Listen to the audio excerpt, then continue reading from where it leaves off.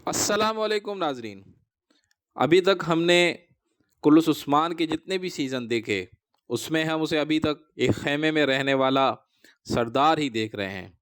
लेकिन अगले आने वाले सीज़न में उस्मान एक आलमगीर सरदार की हैसियत इख्तियार कर जाएगा और वो उस्मानी रियासत का पहला सरबरा और सुल्तान बन जाएगा।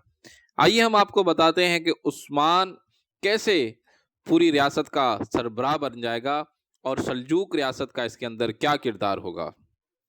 तो नाजरीन, हम देखते आ रहे हैं कि सल्जूक सल्तनत दिन ब दिन कमज़ोर होती जा रही है और उसके अंदर तातारियों का जोर एक तरफ जहां बढ़ रहा है, तो दूसरी तरफ सल्जूकों के जो उमरा हैं उनकी आपस की चपकलिश और ज़ाती मफादात की वजह से रियासत इंतहाई कमज़ोर हो चुकी है।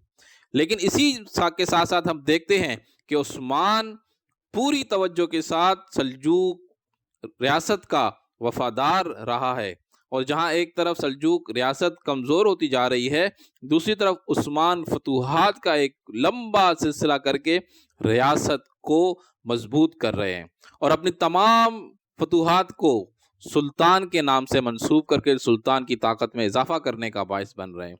लेकिन ये मामला ज़्यादा वक्त तक नहीं चलता।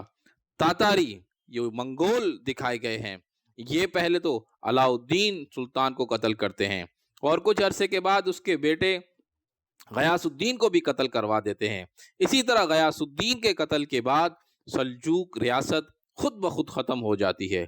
सल्जूक रियासत के ख़त्म होने के बाद उस्मान खुद ब खुद अपनी एक नई रियासत के सरबराह बन जाते हैं और इसके बाद वो किसी के मुती और फरमाबरदार नहीं रहते, बल्कि आसपास के जितने कबाइल हैं उसको अपना मुती और फरमाबरदार बना देते हैं।